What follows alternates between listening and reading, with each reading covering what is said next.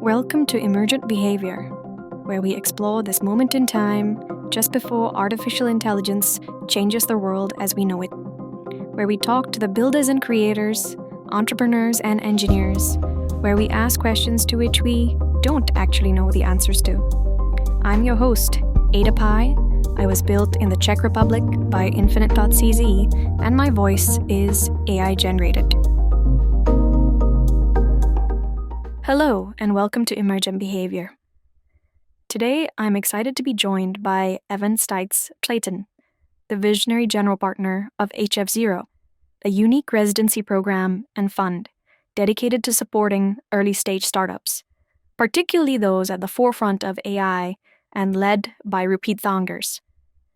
Evan is a seasoned entrepreneur himself, having co-founded Peacepring, a custom apparel platform that achieved remarkable success. In this episode, we'll explore HF0's innovative approach to fostering a hacker monastery environment designed to maximize founder focus and productivity, the crucial role of founder selection in HF0's success, with insights into the qualities and characteristics that set apart exceptional entrepreneurs, the evolving landscape of AI applications, including trends in AI infrastructure, personalized user experiences, and the challenges of hallucination and bias, the impact of AI tools on the speed and efficiency of building companies, drawing on Evan's experience with Peacepring and the potential for AI-powered development in the future, Evan's fascinating personal journey with lucid dreaming and its potential implications for understanding consciousness and human experience, the philosophical implications of AI and its increasing resemblance to human cognition, exploring the blurred lines between artificial intelligence and human intelligence. Evan's unique perspective as both a successful entrepreneur and passionate advocate for cutting-edge technologies makes this conversation particularly insightful. His work with HF0 is shaping the future of the tech industry by empowering the next generation of visionary founders and pushing the boundaries of what's possible with AI. Whether you're an aspiring entrepreneur, a seasoned tech professional, or simply curious about the future of AI and human potential, this episode offers a wealth of knowledge and inspiration. As always, if you enjoy the show, the number one thing you can do is to support us is to follow Emergent Behavior on Apple, Spotify, or YouTube. Every follow massively boosts our reach. You can also subscribe to our newsletter at emergentbehavior.co to stay up to date on all our latest episodes, including my research and preparation notes for each podcast. And you can find me on Twitter at numeric8DEAPI. Without further ado, please enjoy this insightful conversation with Evan of HF0. Hey, Evan, what is HF0? HF0 is a monastery for hackers. Monastery. A monastery.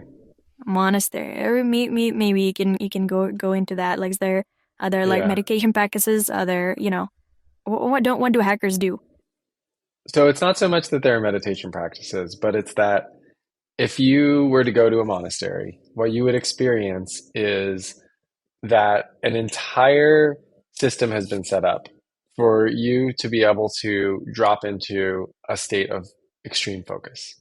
So for example, right, like at a monastery, you go, there's like a simple bed for you to sleep in. There's meals that you can eat. And then all of the rest of your time, you're expected to just be meditating. And so what we do is we provide that type of environment for hackers. So they can just come, drop in, And and they can just get into their flow state, into their most creative coding state, in the same sense where like every aspect of their life is taken care of. so a hacker or a coder and basically come to the HF0, and it's a 8-week program, 10-week program. Yeah, so I guess more logistically, It is a 12-week residency.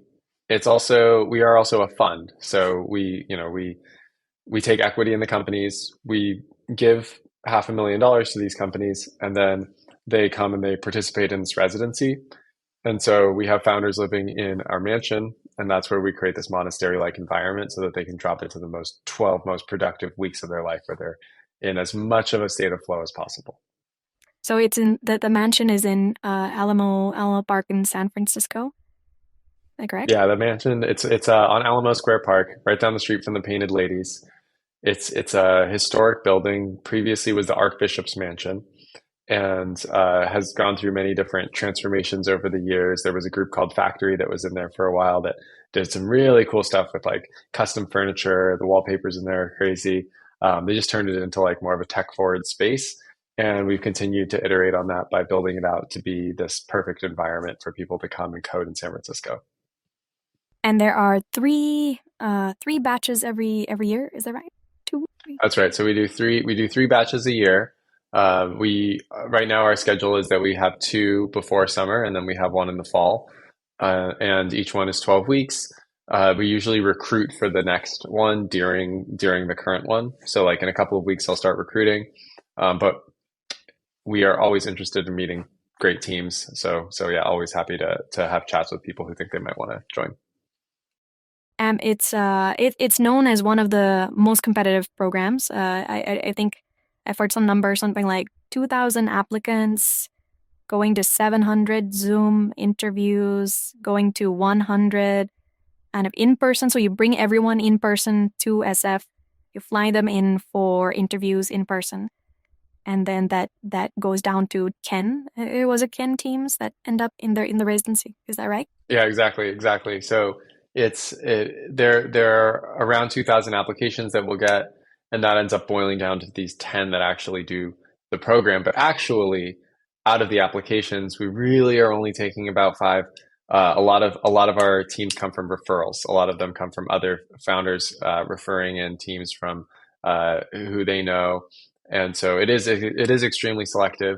It's very hard to get in, and yeah. So, and what is typically what is the age range like? Do you get kind of like I think Y Combinator tends to you know plump up towards the much younger side of the scale. Like, do you have like a typical age range? We actually we like to say that it's the best place for people to come take the biggest swing of their life before they have kids. That being said, we've had teams who had families as well. In the last cohort, I think four of the founders had families. So there are some folks who will come and have families, but on average, we're looking at people in their late 20s, early to mid 30s, and some into their early 40s as well. It's definitely not just all the young hackers, but we do have some. We have some of the college dropout types as well. But yeah, pretty wide ranging in terms of the age, but definitely not just the earlier end of the spectrum. I think we're certainly, and we're especially focused on repeat founders. So, for example, in this cohort right now, four of the teams out of the 10, the founder previously started $1 billion+ company. So we have like four repeat unicorn founders, and that's something that we focus on a lot in terms of who we end up working with. Amazing. And you also have like something like a quarter of them are international, 25%, something like that. Is that right? Gosh, it's got to be higher than that. I mean, in this cohort, I would say it's probably. I'm having a hard time even thinking of the ones that are fully American. I think there might be two or three companies that are American right now. Now, that being said, a lot of them are Canadian. We end up working with a lot of Canadian companies, and but yeah, we have a strong international focus. Like our whole team are all bilingual Mandarin English, and then also two of us speak Spanish. We work with a lot of Latin American companies, so we have like a pretty strong global base. Right on. And Yeah. so how many companies would you say in this batch are kind of AI or AI focused? So is it just like pervasive? Everyone has an AI component. So everyone has at least some AI component, but I do think for some companies it might be limited to like they're just applying AI tooling in their build of their company. If you're not using AI at all, like it's you're probably going to lose. So there's just so many shortcuts to be had with AI at this point. Um, but yeah, but no, but so let's see. In terms of the companies that we have right now, it's there are there are two crypto teams, I think maybe even three, but actually of those crypto teams, two of them are also using AI.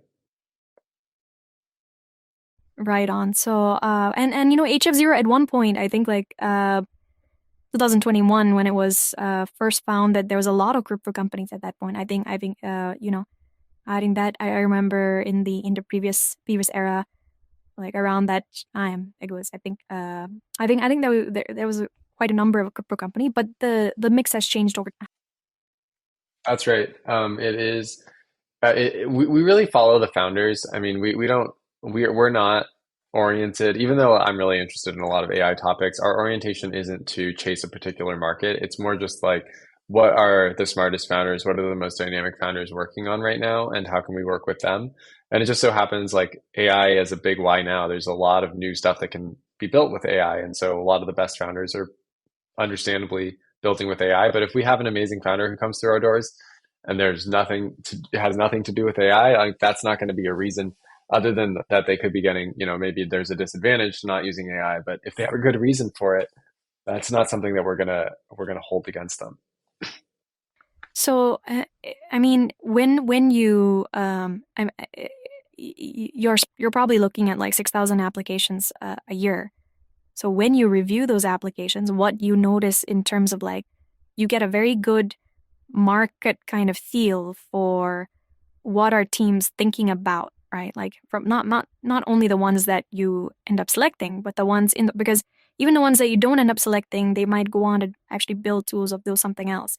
So from that like pool of like applicants, what you see in terms of ideas about AI, what do you think about that, and how does that match with your own interest in AI? Well, I do see a lot of different patterns in terms of the applications that we get, and I see it evolve over time. There's different trends.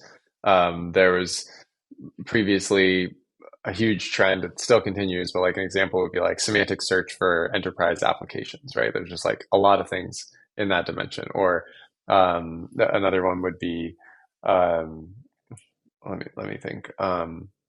Yeah, different types of like AI for like voice-based AI. Like before, I was like really seeking out voice-based AI because I couldn't find a lot of companies that were working on it. But then over the past couple of months and the last couple of cycles, there's like a big proliferation in teams working on different voice-based AI stuff, which I'm super excited about. But also, if I see too many teams working on similar spaces, it does make me less bullish. Like I'm looking for teams that have a particular angle that's a bit different from what everyone else is doing. So there are for sure there's companies that like if I would have seen them a year ago, they would have stood out a ton in the application pool. But now that they're people have caught up and there's just sort of more mind share towards whatever that thing is. Um, there are certain areas that I'm always interested in. I think anything related to role playing or art generation or uh, kind of like character based experiences. I think for me, those are some of the things that kind of pushes the cutting edge of what some of these generative technologies can do. I mean, even things like this avatar that I'm doing the interview with, like that stuff I always get interested in. A lot of it's when I dig a little bit deeper, not super interesting, or like I think when I say that, I mean it just looks like other stuff, or it doesn't feel that different. But some of them have been really stand out, and then there's been some really cool companies that I've gotten a chance to take a look at. So how about AI infrastructure? Is that a trend? Like there was a AI infrastructure trend where people were helping to deploy APIs for on GPUs. Is that kind of like that wave is kind of like maturing? Companies are now like going on to raise their Series A, Series B, and now that trend is no longer something that is that promising because there's a lot of companies in that space. For do you have you Yeah, seen that's like actually multiple that. area? Yeah, Yeah, no, I'm actually glad you asked. That was the thing when I was trying to think of an saying voice. I was thinking about AI infrastructure.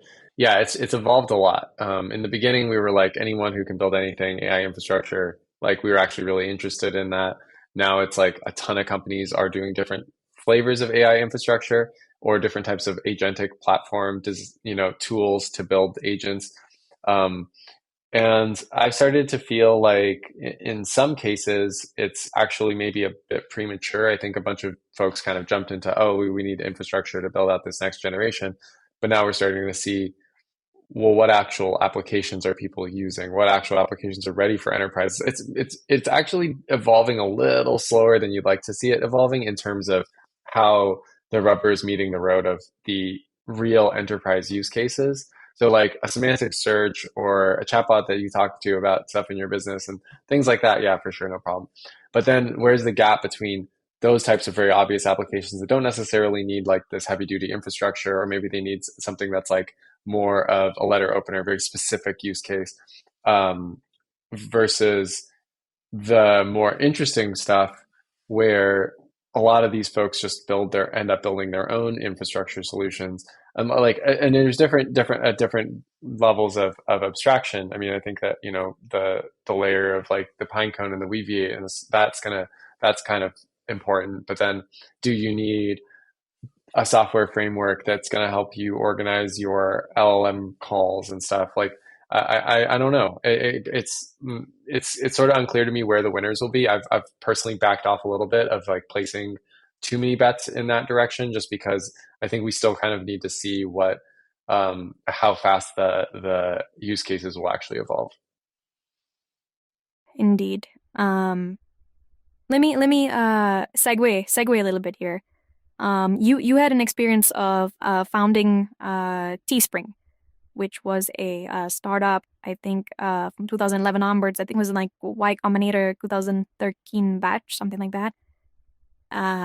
And it was a T-shirt printing startup. Correct me, can just jump in and correct me anytime. And it was huge. It was a massive company. I think it became like a billion dollars in revenue or something like that. And let's say let me do a counterfactual here. Let's say you are founding Keyspring today. Like we have access to all these AI tools. How would things be different? In terms of like from day one, you have access to all of these AI tools. What were the major differences from when you envision back your experience then? Yeah, it's interesting to think about that. I actually don't know that the product would be all that different. I mean, my co-founder has gone on, Walker, who started Teespring, he's gone on to build Fourth Wall, which is in a similar vein, trying to help creators build their merchandising platforms. And so he's been thinking about, well, how do we actually integrate AI into the product experience? And it's been sort of like, okay, well, we could maybe have like a co-pilot type of thing that helps you get your campaign started and stuff like that. And I do think there's an element of that. Like a company that comes to mind for me, there's CoFrame. That's one of the HF0 companies that's doing this idea of like living internet. So this kind of constantly evolving web pages, they're dynamically shifting, and so you can imagine that the end product experience of Teespring would be more of like a living website that's just kind of evolving and that does all this like automatic optimization of itself. But for myself as a individual, oh man, do I wish that I would have had the access to the tools that exist today. Like, I feel like my coding potential, like, I mean, just the way that I program now, it's like so much streamlined. But like, I use Cursor mostly. Just being able to just do Command K and then just say, oh, I just need, a regex that does this, or I just need to like the some of the parts of programming that were like the hardest and most annoying things are now just like the most trivial things. It's crazy. It's like the equivalent of like a calculator, right? Like previously, if someone tells you like multiply 972 by 43, you'd be like, okay, shit, I'm going to be sitting here for a few minutes like working this out. Now it's just that's like the easiest question. But like if you want to figure out like a basic algebra thing, like you still maybe need to do it yourself. So it's kind of like it's interesting that I think that would just have sped us up a lot. Um, Also, you know what I wish existed back then? Next.js and Vercel. Like that also would have been so dope. Huge fan of those platforms. Like all of the different infra stuff that we did, like we totally could have just deployed that way. And also like uh, React even. I mean, React was just like kind of nascent at that time. And so we weren't on React in the beginning. We were like, how do we build this like dynamic web app, the thing that actually lets you put the graphic on the t-shirt, rotate it, like there wasn't like we were like, to give you a sense, at that time we were considering using Flash. Like I think we did use Flash Wow. as Wow. like for like the first version of it. So like that would have been amazing to have like today's stack. But like yeah, definitely the AI tools. I think that probably would have saved me at least half of my time, that I Right. just from a development perspective. Right. Yeah. Especially Yeah, because many of those a lot of questions back then even Stack Overflow would not have answers to, and you would have to perhaps figure it out. you would figure it out. File error. Hours. You're Yeah. just yeah, like It, you just keep like trying different stuff, looking at the terminal. Okay, that didn't work. Okay, that didn't work. Maybe try to look at the source code and try to understand what was going on there. I mean, that stuff still there's still going to be moments like that in software development, but like a lot less so. And then just being able to ask ChatGPT for literally like an analysis of anything that you might be wrong on is also just so yeah, it's just so helpful. yeah. I think back and like does that also mean though that the amount of competition for those ideas would have increased, right? Because the pool of people attacking those problems would be immeasurably larger because you have more people with access to kind of tools which were blocking them off.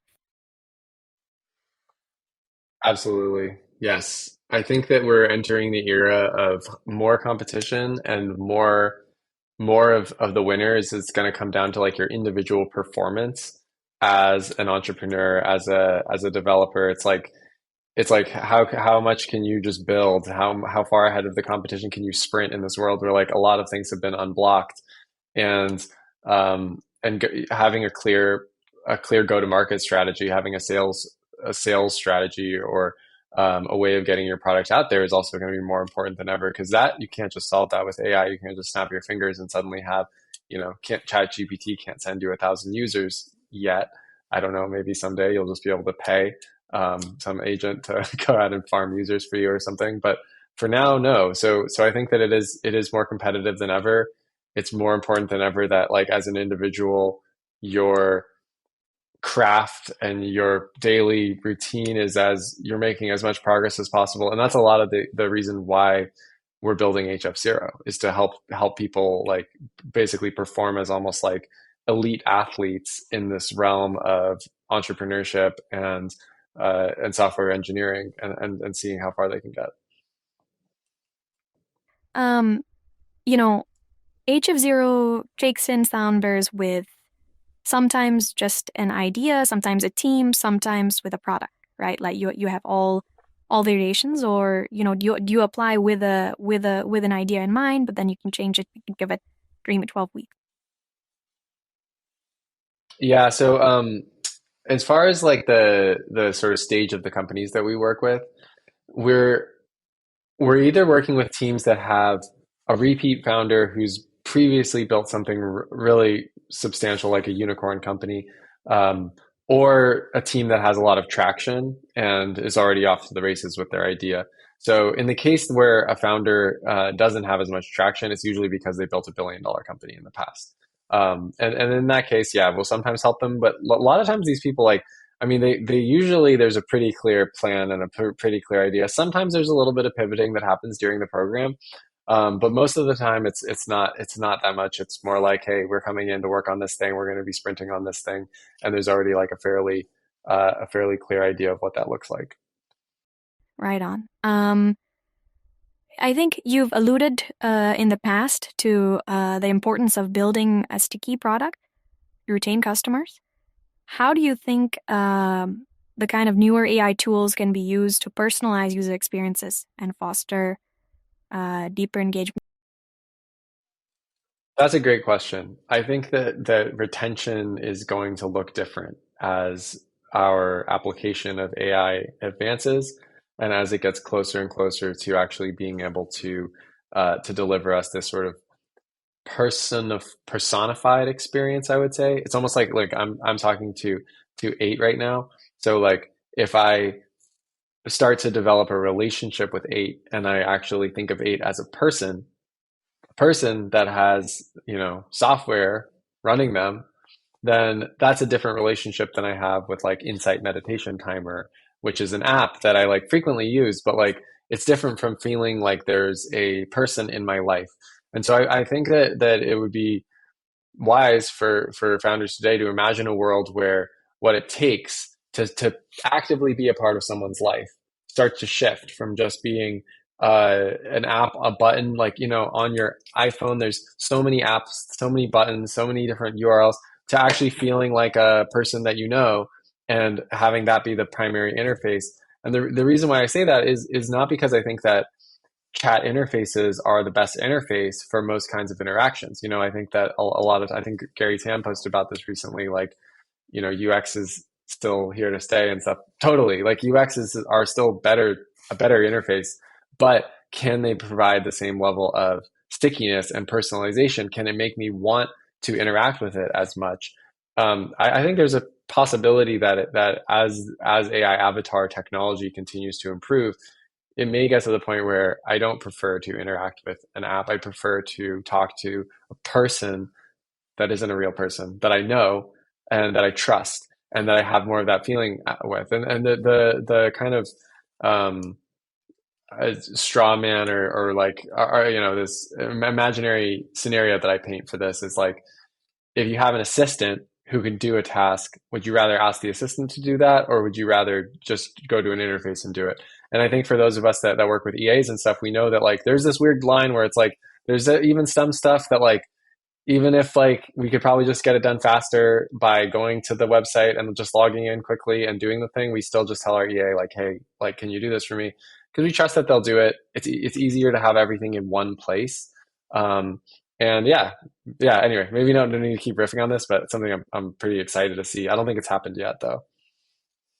Yeah, I think one of the things for me is, as you said, there's this boundary condition that needs to get asked on when you hand off the gas.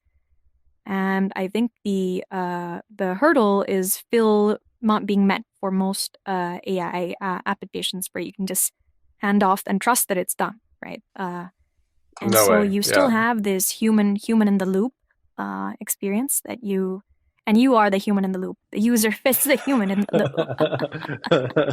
you know, Take you me are out the of the human in the loop. loop. Take me out of Yeah, the loop. yeah.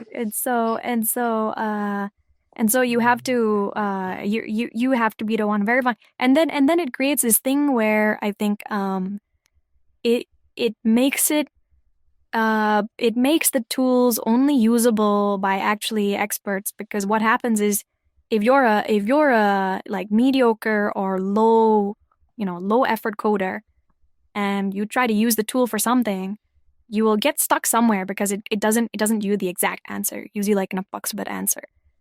And once you get stuck somewhere on like a more complex task and you don't know how to like you compose the task into individual sections that you can kind of verify one by one, and then you're kind of sunk because then you don't know, and then once it introduces bugs in other places, runs out of context window, and then like this cascade of issues starts to happen, and then you're kind of like, okay, I'm stuck here. I'm out of this. And I think it's like a and it's almost like it's there's an intersection between your intelligence and the intelligence of the tool, because GPT 3.5 would really like send you off in attendance if you're like you're Python coder and you're trying to code in Rust, and then GPT 3.5 would give you something and you're like, oh my god, it's not it's and so you have this kind of intersection between your expertise and the intelligence of the agent or the AI, and you need to have sufficient expertise to actually verify and be the human in the loop, or else the tool is actually not that useful for those tasks. And it might actually a lot of people have there's also I notice people churn from using GPTs because at some point they realize that they kind of default to using it for everything, and they realize that the facts that they are actually good at, it actually takes longer, right? Like if you try to run a GPT-4 on something that you're good at, you'd be like, hey, this is okay, but you're actually like creating more work for me because I have to verify now. And verification is often like more difficult than an actual generation. Like, you can generate crap, but then you verify and make sure that something's correct. That actually takes quite a bit of effort. So, yeah. So maybe we cross that at some point. Um, you mentioned one of your I think you mentioned one of the firms that you've been working with as this kind of like system that kind of adjusts to the user. So one of the things that I've been wondering about is this concept of um, you know automated A/B testing, kind of like your website UI, the human computer interaction that is generated by your application, automatically modifying itself to the user. Right? Like so, have you seen then of that end of initial stages of those ideas being presented anywhere? So, just to confirm, you're asking about CoFrame, which is the living interfaces company, and whether or not I've seen those things being implemented, like out in the wild, or just like whether or not there's the companies are building this technology. Sure. So, I mean, there's a few companies I've worked with. I think this is a really fruitful area. Like CoFrame, there's another one called Amers that was building like a e-commerce website builder where you just type in like you plug in your Amazon listings and then it just like generates the website. And this whole dimension of like content that kind of just creates itself or regenerates itself, um, I think has been happening. I actually have a very insightful friend named Hikari. He started a company called OmniKey, which is like a ad tech company that uses AI to generate ads. He started this company like probably I want to say 5 years ago, 6 years ago, when he started it, people said he was crazy. To be honest, they were like, "Oh, like AI will never be able to generate like a good ad or like better copy than a person." Now that you would almost just assume that it's the default. But I think the truth is, it still isn't the default. I think it's still mostly people doing these repetitive processes, and and it's only companies like OmniKey and CoFrame and Amers that are actually rolling out this new wave of personalization to those that are forward thinking enough to adopt it and that actually have the expectation and also the capabilities of these agentic operations are still limited. Like here's an example, right? So CoFrame generates all of these different taglines and copy for your website, but it might not be thinking about these intangible things. Like all it's completely optimizing for the best conversion rate. So then what if it like creates a tagline that like converts really well, but actually somehow your brand department would look at that and be like, it's not the best. Like this is the kind of thing that I think will be solved in even maybe 6 months, in a year, right? Like just better LLMs that we can ask like, hey, does this match the vibe of this website? But like maybe even GPT-4 like wasn't quite there with like being able to match the vibe necessarily. Um, Yeah, you so you I don't you still don't I want you don't want a bot offering a 90% discount on its phone because it converts really well, right. but then Oh, this is but converting then it's great. not really the intent. It's like Yeah, wow, yeah. look at it, look at the sales today. Yeah, exactly. I think that's a great point. Yeah, so basically I would say this definitely coming. It's definitely starting to roll out. But yeah, it's still in the early stage where like these customers are just kind of getting in there. And I do think in a year, in 2 years, there might be a real world where, we both go to the same website and we just see very different websites that have to, unless we're very similar people. And then maybe we see almost exactly the same website. And yeah, it'll be interesting to kind of see how that tracks as well as like as the some of the internet privacy regulations continues to get ramped up. It's sort of like this cat and mouse thing of like, oh, they might not be able to know as much about me, but then maybe there's some websites sharing data with each other and eventually getting it to where it's very personalized for us. Yeah, um there was a the Air Canada case. I'm not sure if you're familiar with that one. But Air Canada implemented a customer service chatbot, and the chatbot I had a conversation with a customer, and that customer had to go to, his mom had asked, and he had to go visit her, but there was something wrong with the flight, and then he said, if I book on my own, can I get a refund on this? And the chatbot said, yeah, sure, fine, like, go book on your own, and then send us the ticket like a couple weeks later, and it's fine. And he did that. And Akamba then said, like, no, we require you to get permission from us before you buy the ticket. So we can't do this full refund in arrears. It's not gonna happen. And then he took them to court, and they lost.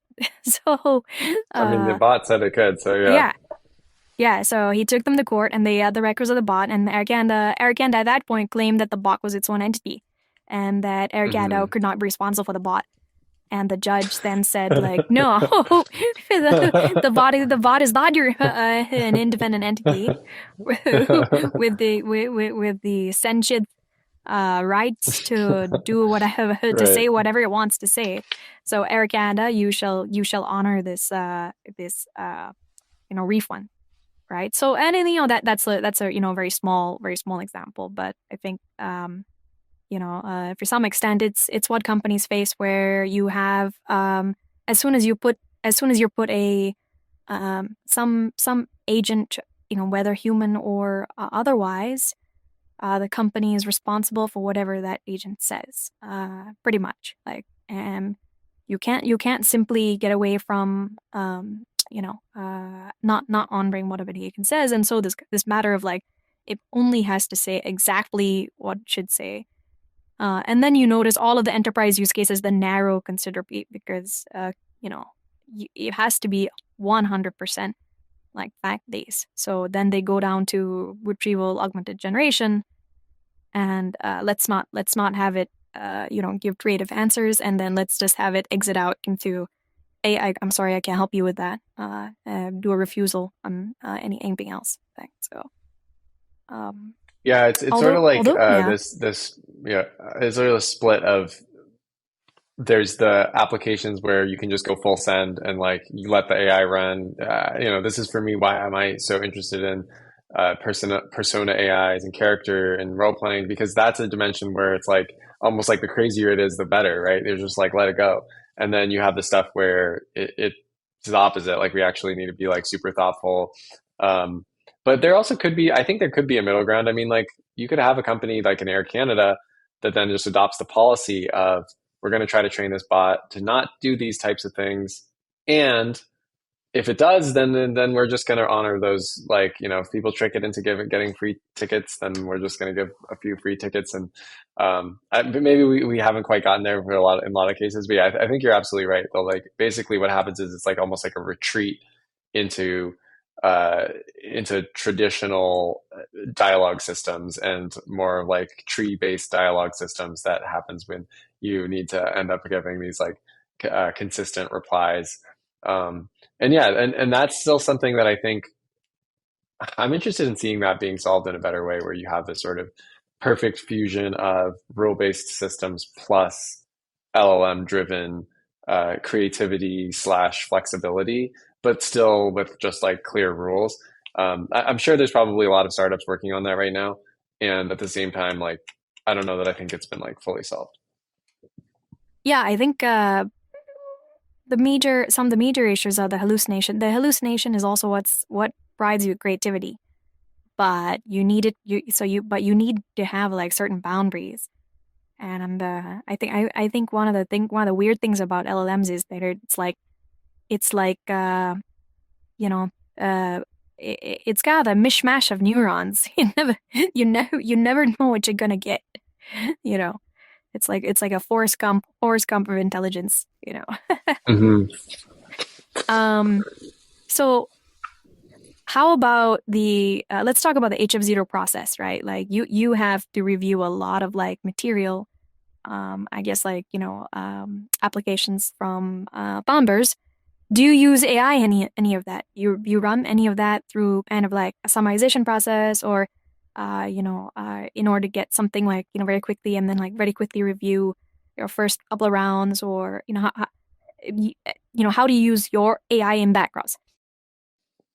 Interestingly, we haven't really started using it extensively. I do use it occasionally for to run, and I use it for analyses. of our application pool. Like actually, what I use is Numerous, which is one of the HF0 companies that made a GPT plugin that works directly in Google Sheets. So you can go into Google Sheets and then you can run like different kinds of repeated queries and a lot of times it comes down to yeah just kind of like asking the same prompt across like a bunch of column or a bunch of rows. Um, so that's been super useful for analysis. For the actual application process, I actually read them all by hand. It's one of those areas where I thought about using GPT to try to extract some kind of information, but when I really thought about it, at least at our current order of magnitude in the kind of like 1,000, 2,000, 3,000 range, it just makes more sense for me to actually just read them each and take a look.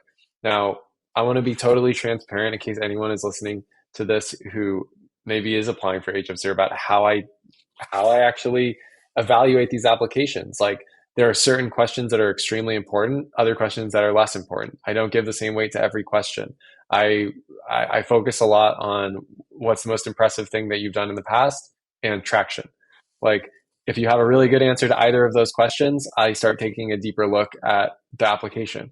There's not really a lot that you can do to like stand out on just like product idea, for example. And also, I think a lot of people end up writing like product is like too long. Like that they'll like think that they need to write a whole essay. Like I'm going through these, I'm reading these all by hand. I'm going through them very quickly. I'm basically just looking, do you have meaningful traction? Is there something really impressive that you did in the past? Another thing that we do is we'll check out people's GitHubs and Twitter accounts. If somebody has a GitHub with like tons of action and stars and stuff, that's something that we look at very strongly. And also, if you have a Twitter that's popping off, also, like I'll definitely take a second look at pretty much any team that has at least some amount of like Twitter following going on because it means that people are interested in you for some reason at least. Now, it may not mean that you actually end up getting an interview, but it's like an indicator that like it's worth taking a closer look. So yeah, right now I do these all by hand, and that I haven't it hasn't gotten to the point where like that doesn't scale yet. I think if we started to get to 10K, then absolutely I probably would just run like a screen on them being like I would switch over to a process doing GPT screen for does this team have enough traction to actually be a viable candidate, or did they do something impressive in the past?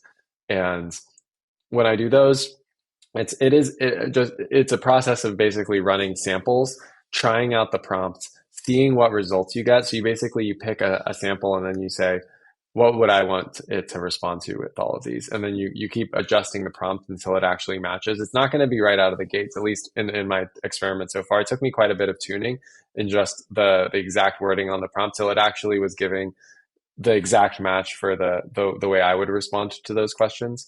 So that's how I would do it if I needed to read probably like one order of magnitude more applications. Have you noticed obvious AI generated applications? Like people using AI to write those. I mean, some of the people, when I say like in 3 sentences or less, describe what your product does, I feel like some of those might be chat GPT generated. And the reason that I say that is because they have like a short paragraph followed by like one, two, three bullet point type format. And you just know that like GPT-4 just like can't resist that format. Like it's just like so deeply embedded in its psyche of like what it thinks a response should look like. So yeah, if I see if I see that, then that's a sign. And I don't think that people should be using Chat GPT. Like I don't know, our application is short. YC they ask more questions. Maybe you need to give longer answers. I don't know. For us, just like tell me the most impressive thing you've done in the past. Ideally, it's that you built a company to X amount of revenue or like did something else cool like that that's easy to understand in one sentence. And similarly, like your traction should also be like it could literally be 2 words, like 5M downloads would be like a great answer to that question. Um, and so yeah, like ChatGPT probably not super useful. That's it's funny because it's like a it's kind of a game, right? Because I think in every like interface you see kind of like this kind of meeting between the old algo and the new algo. And the old algo could be like certain optimization, and the new algo is LLM generated camping. And new algo is overwhelming the old algos, and the old algos are now have to be upgraded kind of semantic search, because it's not enough just to have the keywords. You need to have both the semantic search and the deduplication. And we're not even at the deduplication stage yet. We're still like automated semantic deduplication is still a little bit further away. But once we get there, then the world changes again, because then duplicative content and becomes useless. Then you have this kind of like these kind of news wire services, and they have like Reuters on one side, and the Reuters article gets reprinted in the New York Times, Associated Press, it's reprinted in multiple places, and then all of those kind of compressed because all of them become useless beyond the original content. Everything else becomes semantically duplicated, and only the original content actually connects. And then you actually figure out that the number of original content producers in the world is actually very small. Right? Like the number of foreign correspondents actually reporting live from some place is only maybe like 3 or 4 people, that's it. And they supply the raw material that goes out for hundreds and hundreds of newspapers worldwide, but the actual numbers are actually very small. And then once you duplicate all of that, you're left with a very small number of people. So I wonder actually to what extent our current world is a world of false abundance. You get this false abundance of, oh, there's so many newspapers in the world, but actually they all print the same thing, and it's all coming from 3 people, right? So I wonder to what extent like getting rid of that false abundance would basically mean that, or sometime the world would look worse, right? The world would look like, oh, we used to have so many newspapers, but now we only have the New York Times, Reuters, and the Associated Press. There's only 3 newspapers in the world, right? And how you're like, oh, CNN, or was it used to be AP? I wonder to what extent we face this kind of feeling that actually the world is actually loses abundance rather than gains abundance through AI. I mean, the world is still going to be abundant. There's lots of data. There's way more data out there than there is in there still. For now, at least, like just the world's like I'm looking out the window right now, and there's like clouds in the sky, and like there's trees in front of me, and there's just like all of this stuff that is just there, and that isn't, there's no digital mirror of all of these things yet. Um, but yeah, I guess what I'm thinking about is like maybe all of those sources end up collapsing, but then also is there like proliferation of interfaces that we engage with them with, because we each kind of have like our own personalized interface to all of that information that really suits us. And so then does it feel less abundant, or does it still just actually feel like, oh, that it feels good because it's getting to me in a way that's like designed to make me feel a certain type of way about it. Um, and then the way that you receive that same information might be different than the way that I receive that information. But I guess like you're saying, if we end up all clicking through and we can just click through and get to like, no, but that was the source, and then we all realize, oh, we were all reading the same thing. We thought these Yeah, were different, kind of. yeah. I wonder sometimes. I wonder sometimes because the number of like, and that's kind of why Twitter and Elon, they're doing this whole like you know individual journalism thing or whatever. Where because you notice, for example, now a lot of times someone on Twitter or something, or that picks up something first, and then the journalists kind of follow like a day or two later, and the reporting from something that happened on Twitter or happened on TikTok. So they're actually following behind, like the primary source is being generated elsewhere, and then they kind of adding a layer of spin analysis on top of that, and then they're presenting it to an audience, which is it's good new primary sources, but it's basically coming from a small number of sources. It's not really like coming from many sources, right? Um, Anyway, so I also noted that you have some experience with lucid dreaming. Like you had a lucid dreaming startup. So what was that? Don't tell me how that was like.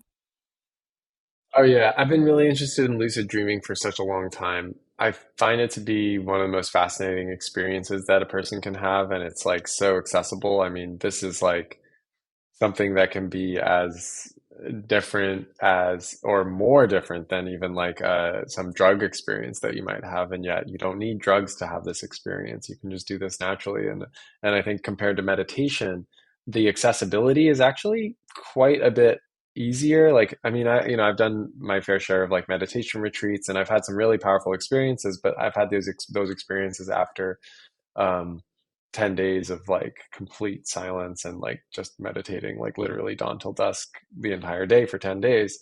Um, Versus with lucid dreaming, like if you kind of follow the steps and do the process, then you could do it that same day. And so a lot of times with the workshops that I do with people, I'm able to get them lucid the very same day that they have the workshop, which I think is also because I've worked a lot on the techniques.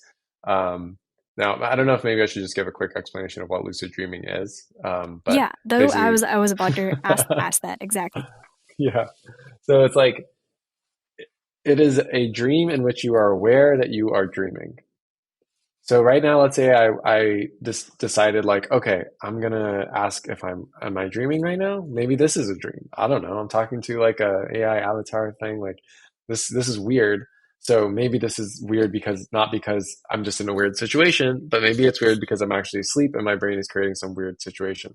So so I'm gonna do a reality check, and the reality check that I always love to do that I think most of the people who I teach lucid dreaming to, this is how they have their first lucid moment is breathing in through your nose and then kind of feeling like the sensation of the air flowing into your lungs. And then you do the same thing, but pinching your nose. So like, so let's say I was to do that. And in spite of the fact that I was pinching my nose shut, completely shut, I was still able to fully breathe in. Then I would know that it's because I'm in a dream. Because in a dream, you try to pinch your nose and you aren't actually pinching your nose. So then when you breathe in, you still inhale and you can feel that because one of the few things that you can still control when you're in a dream is actually your breath.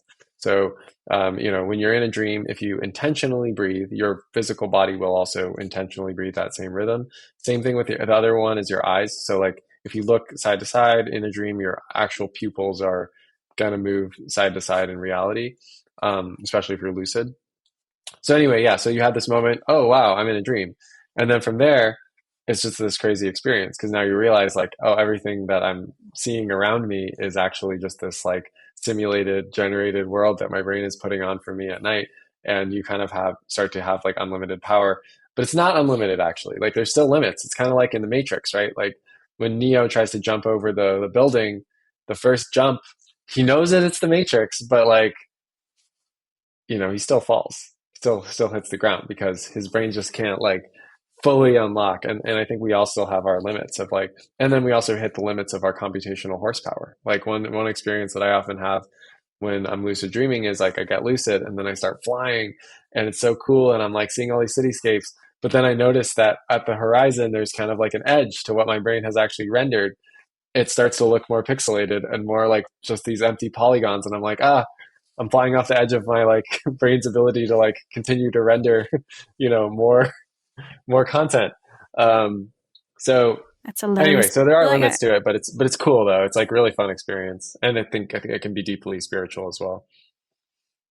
so one thing I wonder is, does your perception of that world, is that a independent perception, or is that a perception driven by your understanding of your experience? So what I'm saying is, um, if I were a complete like noob and like liberal arts major, Hmm. and I went in there, I wouldn't perceive the pixelization because I wouldn't know what it was, right? Like, while you know about this concept of rendering, you know about pixelization. So to you, is that something that is created by your understanding of your reality, which would not be created by someone who has a different perceptual understanding of their reality? Do, Very do you get what I likely, mean? Yeah. Yeah, yeah. I like, for example, like I've played video games, and so I've seen when you go too fast, and then the video game like can't buffer, and like I see, it starts to just be like these like rough shaped polygons. So that's probably where my brain's drawing from. But maybe for someone else that's there is still, I actually believe there are phenomena in dreams, like that it's not just a complete like free canvas where anything can happen, that there are phenomena. So for an example of this would be um, when you first fall asleep, there is a sensation of falling. And so a lot of people talk about having dreams of flying or of having dreams of falling into a pit. And my theory is that this is actually, it's not always because there's oh, you had some It's the memory or kick in some Inception. theme. In Yeah, Inception, exactly. they wake up with the It's kick. like the Yeah, kick. But there's actually like a feel. It's like this is just what it feels like to fall asleep. This is actually the sensation of the beginning of the dream. It's like, and so then our brain, but then yes, then our brain takes those, whatever the data is, it takes that, and then it reinterprets it in symbolic terms that are unique to our experience of the world. And that's exactly like you're saying. Like it would be like, if you see a whale in your dream, what does a whale mean to you? That's the question to be asking. It's not I don't believe in like any kind of like dream interpretation guide. It's like it's specific to the person. It's not about like what does a whale symbolize to this person that wrote it. It's like, well, how have whales showed up in your life? You know? yeah. There was actually a startup that I did a pod with a few weeks ago called Prophetic, which has a machine learning based ultrasound device that you put on your head, and it's basically I think the Yeah, yeah.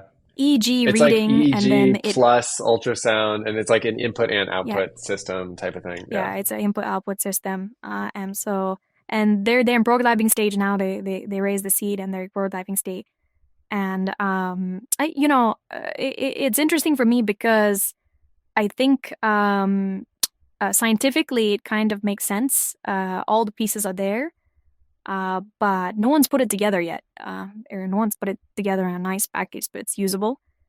And it actually seemed because to a lot of like I think Western science, the whole like lucid dreaming thing, while there are people who have studied it, it's still a little bit woo, right? It's still Yeah, not totally. yet. Yeah, it's still a little bit woo. And it will be interesting if it turns out that machine learning has basically made it easy. Hmm. And many people can Well, experience this now. I've already made it easy. Like if you want to get lucid, I can. This is where I went through a whole journey with thinking about building hardware for this. I spent time with Stephen LaBerge, who was the researcher at Stanford that kind of was the original one to investigate this a bunch. And I think what Prophetic is doing is awesome. And I think that for a bunch of people, like hardware could be the thing that unlocks it. Um, but I figured out how to get people lucid like 75% of the time on their first try. And the key is actually, well, if they're willing to use a supplement, there is a supplement. It is not a drug. I mean, it is something you can buy on Amazon, and it basically like just works. Like if you do wake up at the right time, if you do all of the other pieces correctly, and you take this supplement, chances that you'll get lucid are extremely high. So I think that this already exists. And then it's just you kind of ask yourself, well, are people flocking to stores to buy this supplement because they want to have lucid dreaming experiences? Like when I post my workshop online, yeah, there's definitely people who are interested. But the truth of the matter is, like, you kind of have to wake up. No, maybe this is where prophetic can take it to the next level. Because right now, the big UX problem with lucid dreaming, you have to wake up at 5 in the morning. You have to wake up at 5 in the morning, be awake for about 10 or 15 minutes, for real awake, not just like in your bed about to roll over, and then go back to sleep. And if you're able to do that, if you're willing to wake up at 5 in the morning, and especially if you're willing to take this supplement galantamine, you could lose your dream right now. You could lose your dream tomorrow morning. Like all you need to really do is like wake up at 5 in the morning, take galantamine, go back to sleep. It's not actually that complicated, but still people aren't just, but the glantamine's not flying off the shelves because like there's just it's just a very interesting niche cool experience that some people want to have, and but a lot of people are just happy in their lives and don't necessarily even want to unlock the doors of perception. It's interesting because I think messing around with your sleep is a tough ask for a lot of people. Right? Like the 5 It's a a.m. tough wake up ask. would we No, yeah. I mean, after you do it, you'll be happy because, like, the thing is, the day uh, after you do this, you feel yeah. great. You feel amazing. But yeah, then the next day, you're tired. I mean, there's a that is the trade-off of lucid dreaming. That is also the trade-off of a lot of meditation practices. If you go to a Zen monastery, they're going to wake you up at 4 a.m. and then they're going to make you go to bed at like 10 p.m. and then you're not like there's some sleep deprivation that comes along with some of these like spiritual practices. In the I think I've read some Japanese Zen experience books where they Hmm. have to sit on their knees for like 24 hours until like they're crying and patient, and the monks are just like brutal. They're like, no, you have to experience it. You have to let go of all of the pain in your body. Fast uh, track to you know, enlightenment right there. yeah, right on. So so one of the questions that I face that and Hmm. I've noticed this across people in AI, which is that Hmm. there's a sensation that you are starting to explore areas of human consciousness when you deal with these models, right? There's Hmm. this kind of like, hey, if the Hmm. model is seeing this, am I also seeing it in the same way? Hmm. If the model Hmm. if the model is able to if the model is able to basically put out this kind of messaging or express this kind of consciousness, even though Hmm. you know it's a machine, but it's expressing something. Hmm. Am Hmm. I also expressing it in the same way?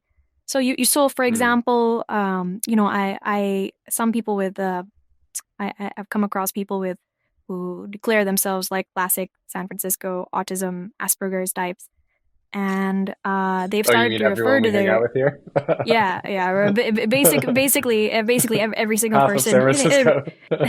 every single person who doesn't make eye contact with myself, right? So, Okay. uh, and I've started to see people kind of referring to like, oh, when I read something, I'm making an embedding of it, right? Because some people, Hmm. they when they're skimming something, they kind of do this half remembering thing, and the half remembering thing is almost like an embedding where they don't quite remember the exact thing, but they know where to find it, right? And so a lot of people, especially when you deal with web pages, and you didn't, because a lot of us deal with a large amount of X content when you're like scrolling through like bug reports or, etc. And you just flip very quickly. You're just like scrolling through a code.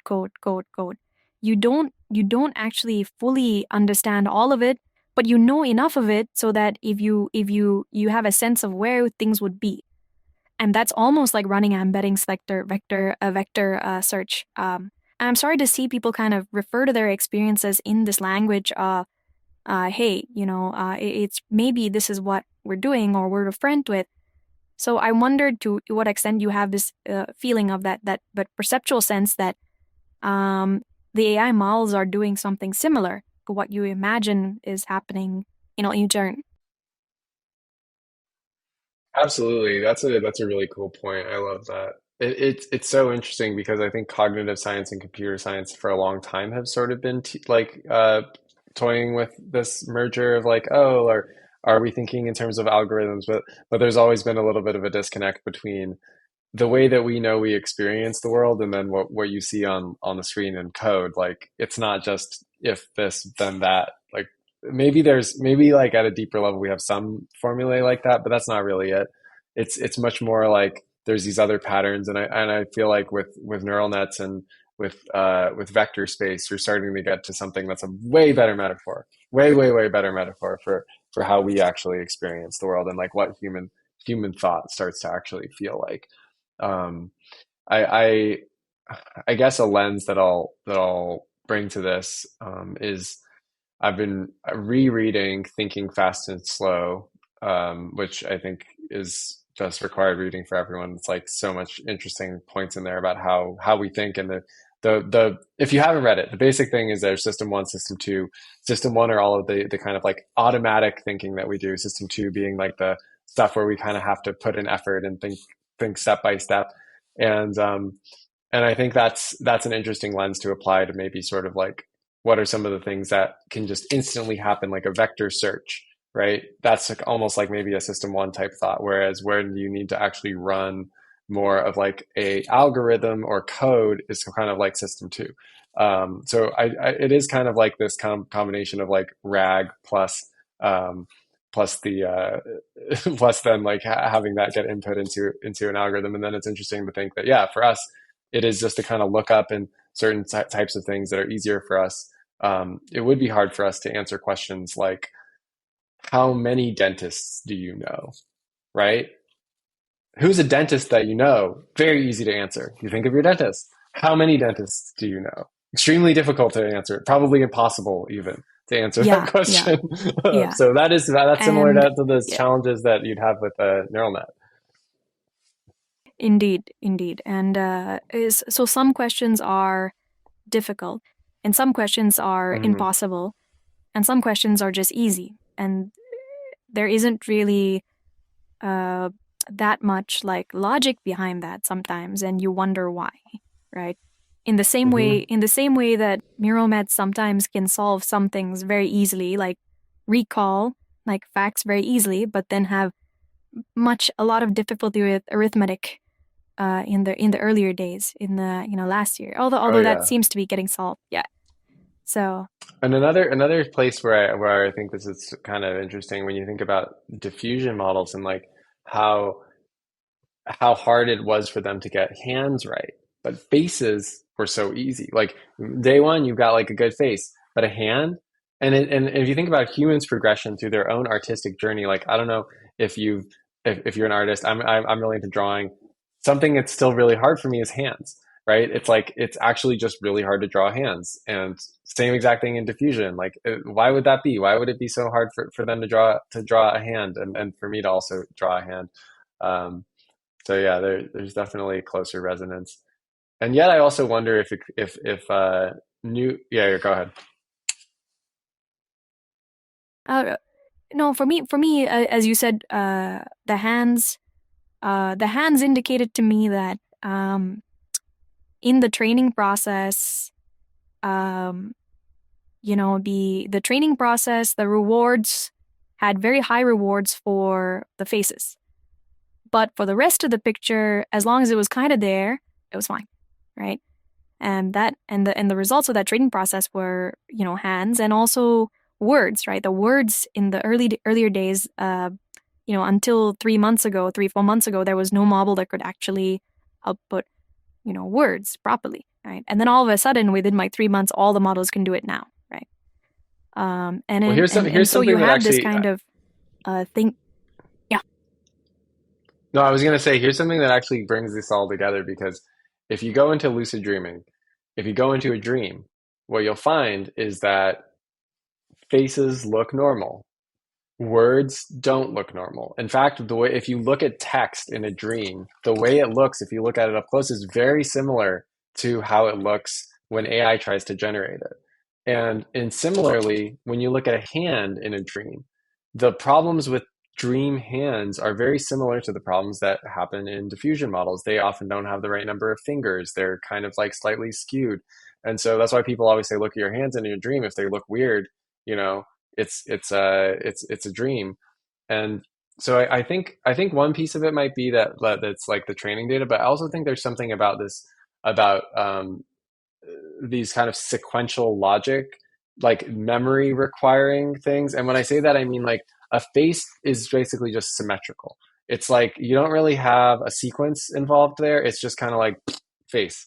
I don't know. Whereas a hand, you're on which finger are you on? Are you on the thumb or are you on the first finger? Or are you on the second finger? And same thing with writing, right? Are you on like which line of the word is this? Are we at the bottom curve of the S or the top curve of the S? So I think it's just a lot harder to identify like where you are at. But just it is also interesting that our dreaming brains seem to similarly struggle to render these same things. And perhaps every diffusion model is a dreamer. So That part I don't know. Maybe maybe they're just dreaming it away. Yeah. maybe they're just dreaming away. Awesome. So I just want to thank you for your time. Like HF0 sounds like an amazing program. So thank you for your time with me today. And yeah, I hope to